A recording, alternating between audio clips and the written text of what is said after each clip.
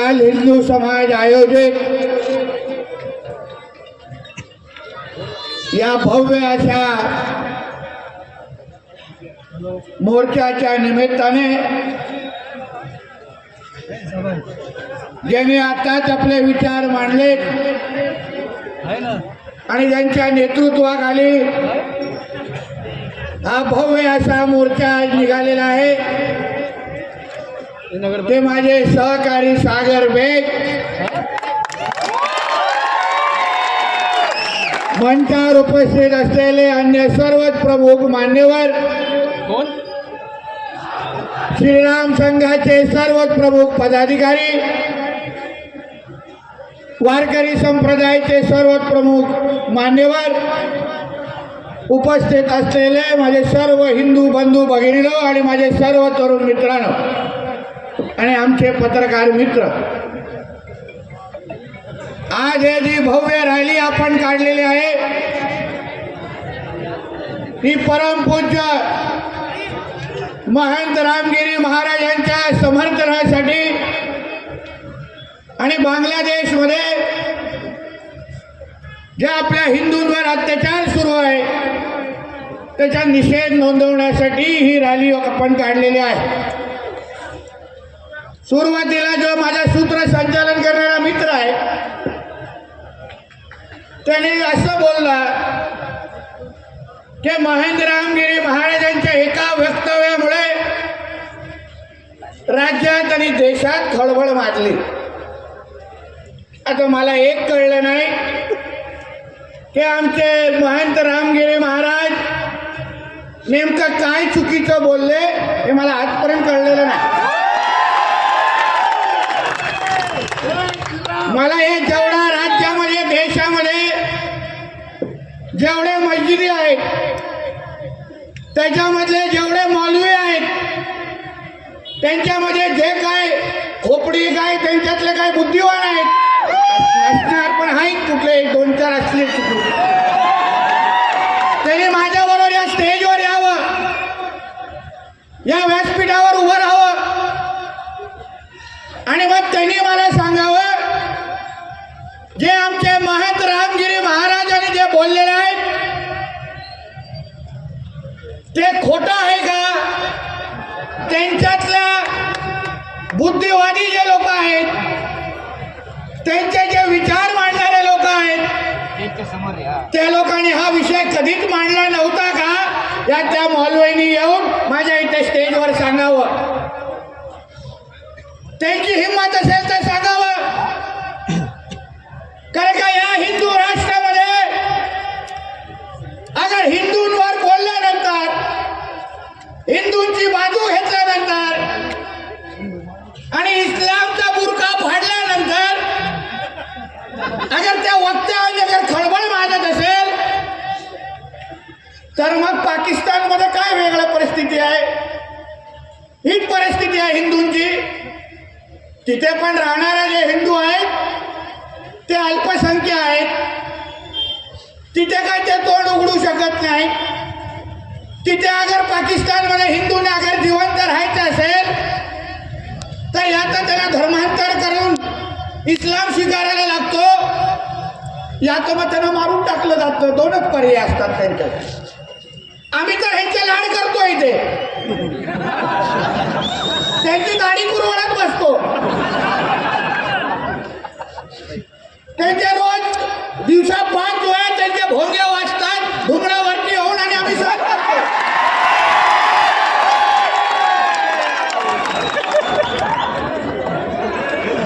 मग जो व्यवहार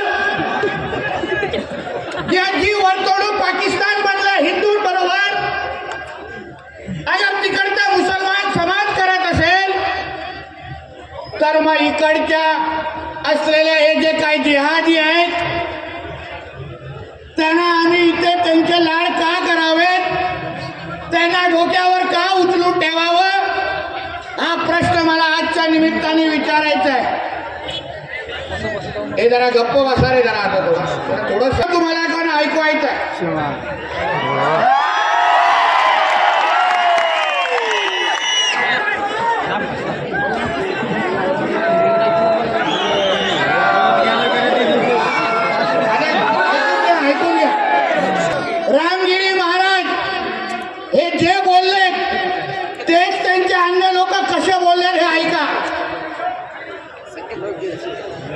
का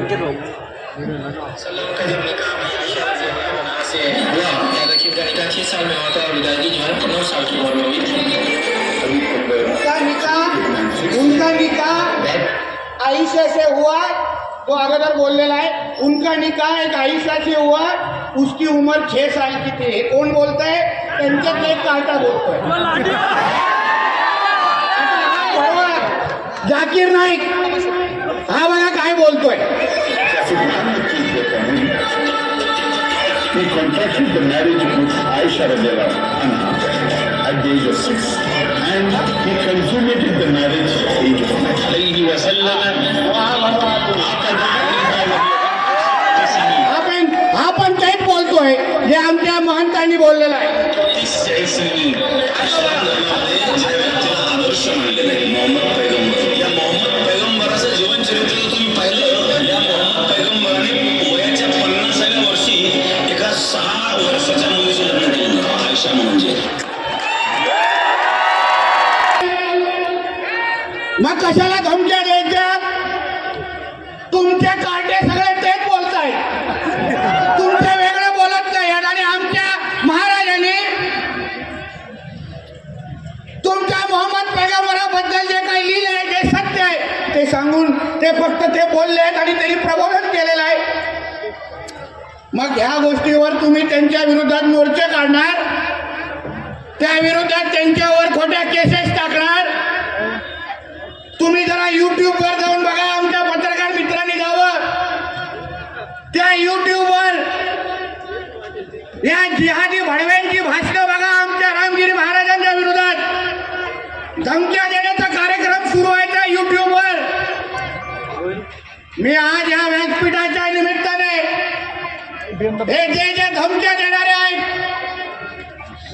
जे विचार करतायत त्या कधी ना कधी आमच्या रामगिरी महाराजांच्या अंगावर जातील. मी त्यांना सांगतो, या हिंदू राष्ट्रामध्ये आमच्या महंत परमपूज्य रामगिरी महाराजांवर तुम्ही वाकड्या नजरेने पाहिलं तर तुमच्या एक पण मस्जिदीमध्ये तुम्हाला जिवंत ठेवणार नाही.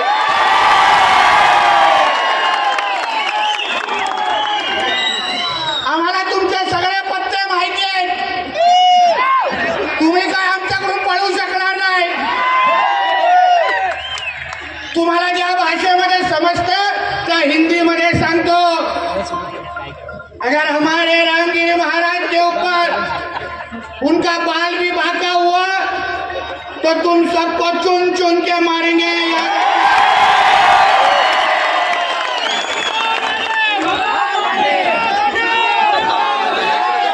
जो विषय तुमच्या लोकांनी तुमचे दुसरे कांटे बोलत असतील आणि तोच विषय धरून आमचे रामगिरी महाराज प्रबोधन करत असतील तर बांधवांनो, भगिनीनो आणि माझ्या तरुण मित्रांनो, आमच्या महंत रामगिरी महाराजांचा विषय फक्त नाहीये.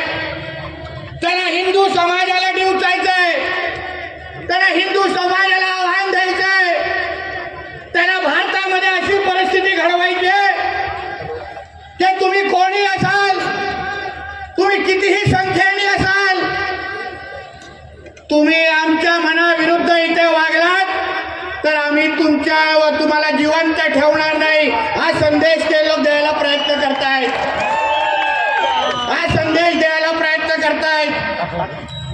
आता जसं आमच्या सागरने सांगितलं, आपलं दैवत मानतो. डॉक्टर बाबासाहेब आंबेडकरांनी आपल्या या देशाला संविधान दिला, त्यांच्यामुळे आज आपण हक्काने आणि अभिमानाने जगू शकतो. असे डॉक्टर बाबासाहेब आंबेडकर यांनी 4 वाक्य जे त्यांच्या थॉट्स ऑफ पाकिस्तान पुस्तकामध्ये जे लिहिले ते तुम्हाला वाचून दाखवतो. डॉक्टर बाबासाहेब आंबेडकरांचे लेखन खंड 8 पान क्रमांक 292 खंड 8.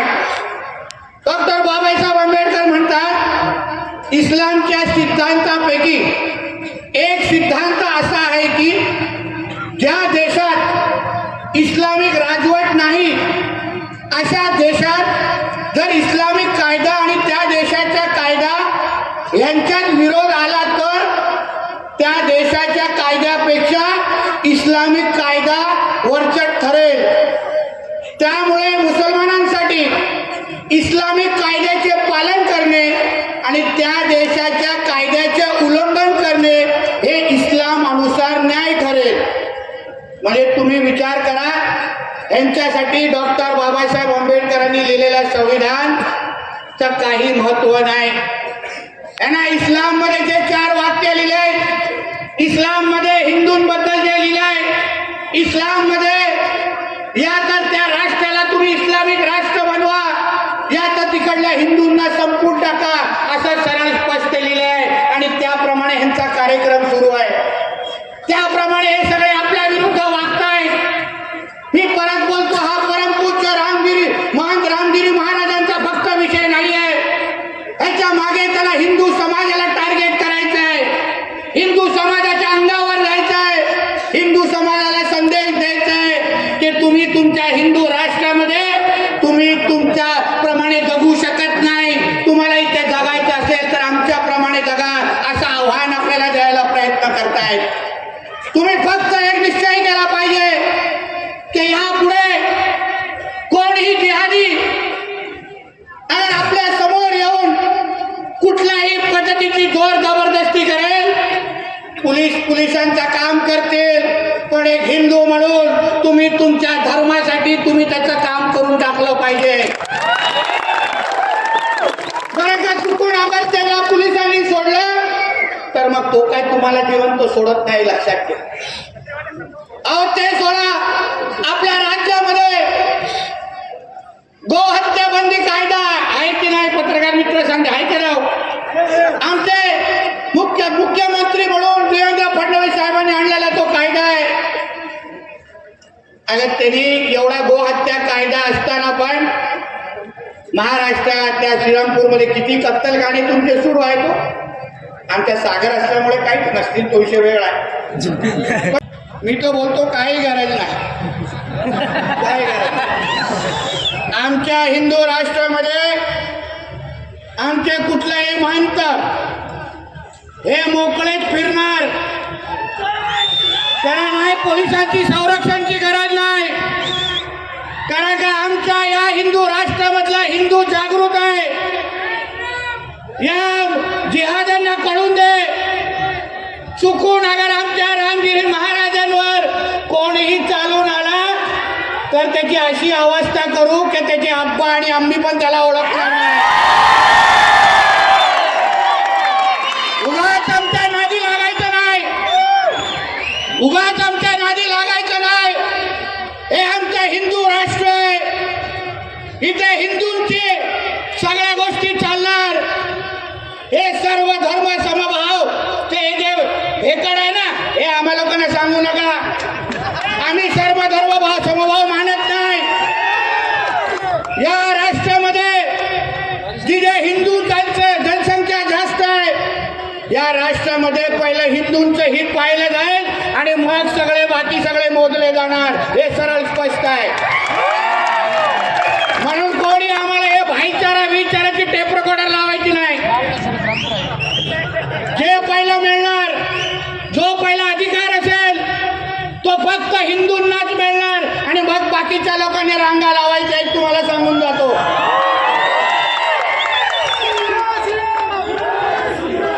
बांधवांनो, ज्यांच्या विरुद्ध आपण लढतोय, आमच्या अगोदरच्या महाराजांनी जे सांगितलं,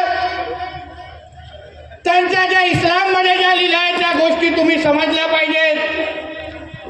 ह्यांना आपली जनसंख्या कमी करायची आहे.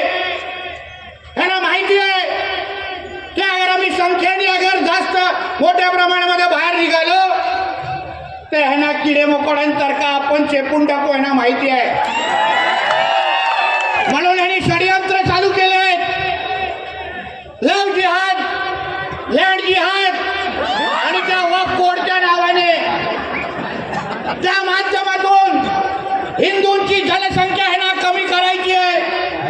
माझ्या इकडच्या भगिनींना लव्ह जिहादच्या नावाने हे लोक कार्टे फसवतात. या नालायकांना त्यांच्या अप्पांनी जे काही खरं नाव दिलंय ते सांगून आमच्या भगिनीकडे जाता येत नाही, तिला प्रेमामध्ये देता येत नाही, तिला खोटं बोलायला लागतं.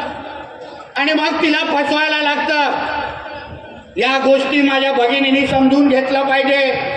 आणि मी तुम्हाला सगळ्यांना सांगतो, लव्ह जिहादची कुठलीही केस या आजूबाजूच्या प्रकरणात झाली, पोलिसांना तक्रार करण्याच्या भानगडीत काढू नका. पहिले हात पाय काढा आणि मग पुढचं बोला. पहिले हात पाय काढा आणि मग पोलिसांकडे 2 तांगड्या पाठवा.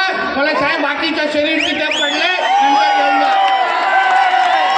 तेवढ्या माझ्या भगिनी आहेत, त्या हिंदू भगिनी आहेत. नाही बघायचं वाकल्या नजरेने, नाही कोणाची हिंमत होता कामा नये. कशाला तक्रार करत बसायचं? आमच्या भगिनीचं आयुष्य खराब करेपर्यंत आम्ही गप्प बसणार आणि मग खराब झाल्यानंतर आम्ही पोलिसांकडे बसून तक्रार करत बसायची? ही शिकवण दिली आमच्या छत्रपती शिवाजी महाराजांनी आम्हाला. त्याने स्वराज्यावर येणारा प्रत्येक आक्रमणाला ज्या पद्धतीने अंगावर घेतलं, मग त्यांनी समोरच्या शत्रूची संख्या बघितली नाही. अफजल खान कोणी असेल, तो औरंगजेब कोणी असेल, त्यांनी कधी बघितलं नाही. माझ्या स्वराज्यावर अंगावर चालून आलाय, मग तो कितीही मोठा शत्रू असेल पण मी त्याला संपून टाकणार. हे ब्रीद वाक्य आमच्या छत्रपती शिवाजी महाराजांचं होतं. आपण अगर त्यांच्या समोर नतमस्तक होत असो तर नुसतं त्यांचे बिल्ले लावेपर्यंत थांबू नका. नुसतं त्यांच्यासारख्या दाड्या वाढून बसू नका. त्यांचे विचार आत्मसात करा. लोकांना कळलं पाहिजे, त्याला कळलं पाहिजे हे रायताचं राज्य आहे, हिंदूचं राज्य आहे. इथे हिंदूकडे वाकड्या नजरेने कोणी पाहिलं तर त्याचे डोळे आम्ही ठिकाणावर ठेवणार नाही, अशी भीती त्यांच्यामध्ये बसली पाहिजे. आज बघा आपली जी मोठी एवढी रॅली निघाली, होते का कोण बाहेर येण्यासाठी? कसं बिचारे आमच्या पोलीस संरक्षणाच्या मागे बिळात बसलेले. त्या कोपऱ्यावर माझा तो बुलडोझर आमच्या सागर बरोबर उभा होता. मला सागरने सांगितलं, साहेब ह्या पोलिसांच्या मागे मोहल्ला आहे. मला काय येऊन दे एकाला तरी बाहेर, आम्हालाही बघायचं आहे किती दूध पाजलंय तुला.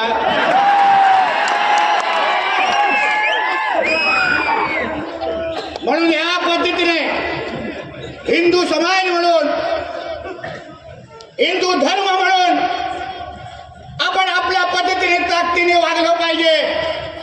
कशाला गरज आहे आमच्या रामगिरी महाराजांना संरक्षणाची?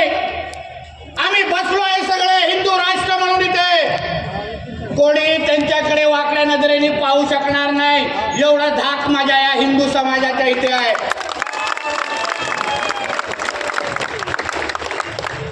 चांगलं केलं महाराजांनी, वक्तव्य मागे घेतलं नाही, घेणार पण नाहीत. रक्ताने भगवा आहे त्यांच्या शरीरामध्ये, ते कधी वक्तव्य मागे घेणार नाही. मी तर महाराजांना सांगेन, अजून प्रबोधन करा मोहम्मद पैगंबरांबद्दल. आम्हालाही बघायचं आहे कुठून बाहेर निघतात आणि किती परत जातात. म्हणून उगाच आम्हाला याच्या सुख्या धमक्या द्यायच्या नाहीत. मी पोलीस प्रशासनाला सांगेन, यांच्या ज्या युट्यूबवर जी काय वळवळ सुरू आहे, कोण आपल्या अगर हिंदू समाजाची मुलं कोणी अगर रामगिरी महाराजांच्या स्टेटमेंटचा अगर कोणी व्हॉट्सअप स्टेटस ठेवलं, ते बडवे जे जाऊन त्यांच्यावर हात उचलण्याचे जे प्रकार सुरू आहेत ना, मी पोलीस बांधवांना सांगेन वेळेत आवरा, नाही तर पुढच्या वेळी तुम्हाला 100 नंबरवर फोन येणार नाही.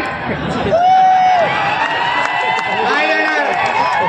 नुसतं बॉड्या पाठवू आम्ही, परत तुम्हाला पोस्टमॉर्टमसाठी एक लक्षात ठेवा. आम्ही उगा तिथे सहन करण्यासाठी बसलेलो नाही, आम्ही उगा रंगावर घेण्यासाठी बसलेलो नाही.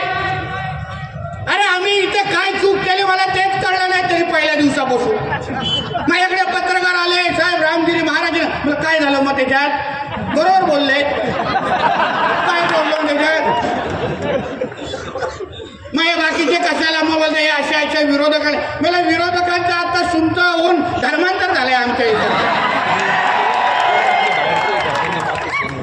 तो आता आतमध्ये बाथरूमसाठी उभा राहतो का बसतो हे पहिला बघायला लागला. मग त्यांच्या तर तू विषय सोड रे. जे आहे मुद्द्यावर विचार मला जरा काय करायचं पुढे. म्हणून उगाच यांचे कोणाचे लाड सहन करायचे नाही. बिंदास हिंदू म्हणून आमच्या रामगिरी महाराजांनी विचार मांडावे, प्रबोधन करावं. अगर आमच्या रामगिरी महाराजांना काही झालं तर तुमचे 4-5 मौलवी कमी होतील, एक लक्षात घ्या. तुमचे 4-5 जी नावं आता त्यांचे जे काय भाषण मी ऐकतोय त्यांच्या सगळ्यांचे पत्ते काढून ठेवले.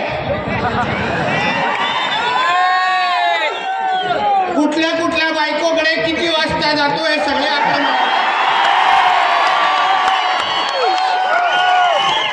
हे काय एकाच्या घरी राहत नाही ना आपण. कसं एकच पत्ता, ह्यांचं कसं किमान 10 पत्ते. म्हणून ह्या विषयात तुम्ही समजून घ्या. पहिलं जे वातावरण निर्मिती केलं जात आहे. अरे पाकिस्तानमध्ये ऐकता आपण जे आपल्या इकडे कोण हिंदूची बाजू घेतली, इस्लामबद्दल कोणी सत्य सांगितलं तर त्याला एवढं घाबरण्याची गरज आहे. बिंदास फिरलं पाहिजे, बिंदास वावरलं पाहिजे, कोणीही काही घाबर नाही. आणि हे जे काही खोटे केसेस टाकणारे लोक आहेत ना, मी तो बोलतो जो केस टाकायला जाईल ना जरा पोलीस स्टेशनच्या बाहेर जाऊन उभे राहा. कधीतरी तो रिपोर्ट घेऊन बाहेर येईल ना, मग दुसरी टाकायला आपण जाऊ आतमध्ये. काय आपला हाताने जरा 302 झालाय, जरा केस घेऊन टाका. म्हणून उगाच मी एवढंच तुम्हाला सांगायला आलेलं. हे जे काय महाराष्ट्रामध्ये वातावरण जे सुरू आहे छत्रपती शिवरायांच्या संदर्भात, आज कोणा मोठे मुंबईमध्ये जोडे मारत होते मोठे. जे सिंधुदुर्गामध्ये झालं तो कुठलाही शिवप्रेमी त्याला स्वीकारणार नाही. कुठलाही शिवप्रेमी रात्री झोपलेला नाही. आणि तिथे परत दिमागदार मूर्ती आणि पुतळा उभा राहणारच, ज्याला पूर्ण जगाला हेवा वाटेल अशी मूर्ती आम्ही उभे करून दाखवू महाराजांची. आणि जो पण तो आपटे फापटे आहे ना त्याला तर एकदा तरी आपटणार, तुम्ही चिंता करू नका. तुम्हाला माहिती आहे आपल्या दरबारामध्ये माफी नाही कोणी असला तरी. पण मला एक प्रश्न विचारायचा आहे, सगळं वरती येते यांचं कुठून येत आहे ते? मला मोहम्मद पैगंबराला मानणारे जे मुसलमान आहेत मला त्याला विचारायचं आहे, मोहम्मद पैगंबराच्या शिकवणीमध्ये मदार आणि कबरला महत्व आहे का? थडग्याला महत्व आहे? दगडासमोर त्याला नतमस्तक होतात का? मूर्ती पूजा करतात का? मग तुम्हाला मोहम्मद पैगंबरांची शिकवण पण आता इकडच्या जिहादानं ऐकायची नाहीये का? तुम्ही का आता आकाशावरून टपकलेला आहेत का? म्हणून जे जे पोलीस आपले अन्य प्रशासन आहे जिथे जिथे हे थडगी आणि हे जे कव्हर आहेत जास्त वेळ ते महाराष्ट्रामध्ये आणि श्रीरामपूरमध्ये ठेवायचं नाही.